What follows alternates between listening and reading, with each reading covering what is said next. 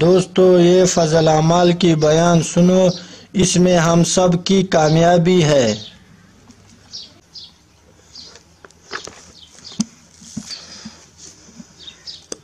بسم اللہ الرحمن الرحیم۔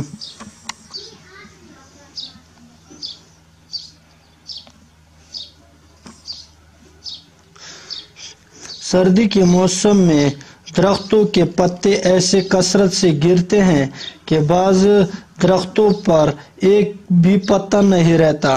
نبی اکرم صلی اللہ علیہ وسلم کا پاک ارشاد ہے کہ اخلاص میں نماز پڑھنے کا اثر بھی یہی ہے کہ اس کے سارے گناہ معاف ہو جاتے ہیں، ایک بھی نہیں رہتا۔ مگر ایک بات قابل لحاظ ہے، علماء کے تحقیق آیات قرآن و حدیث نبوی کی وجہ سے یہ ہے کہ نماز وغیرہ عبادت سے صرف گناہ صغیرہ معاف ہوتے ہیں، کبیرہ گناہ بغیر توبہ کے معاف نہیں ہوتا۔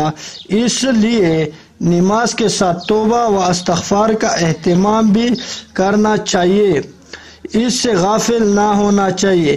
البتہ حق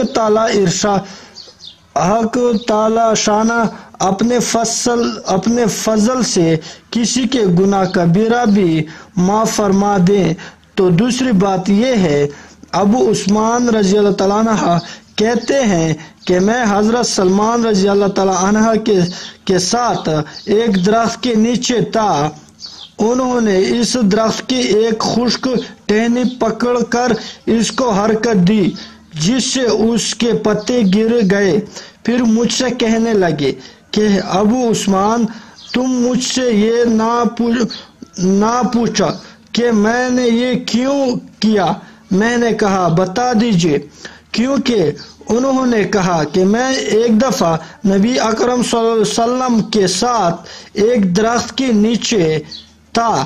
آپ صلی اللہ علیہ وسلم نے درخت کی ایک خشک ٹہنی پکڑ کر اسی طرح کیا تھا، جس سے اس ٹہنی کے پتے چڑھ گئے تھے۔ پھر حضور اکرم صلی اللہ علیہ وسلم نے ارشاد فرمایا کہ سلمان پوچھتے نہیں کہ میں نے اسی طرح کیوں کیا۔ میں نے عرض کیا کہ بتا دیجئے کیوں کیا۔ آپ صلی اللہ علیہ وسلم نے ارشاد فرمایا تھا کہ جب مسلمان اچھی طرح سے وضو کرتا ہے، پھر پانچ نمازیں پڑھتا ہے، تو اس کی خطائیں اور اس سے ایسے ہی گر جاتی ہے جیسے یہ پتے گرتے ہیں۔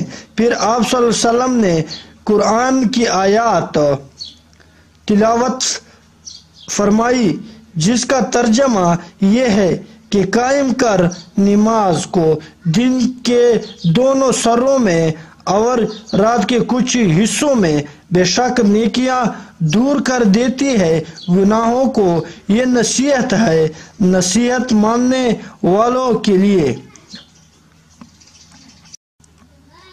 یا اللہ ہم سب کو اس پر عمل کرنے کی توفیق دیں۔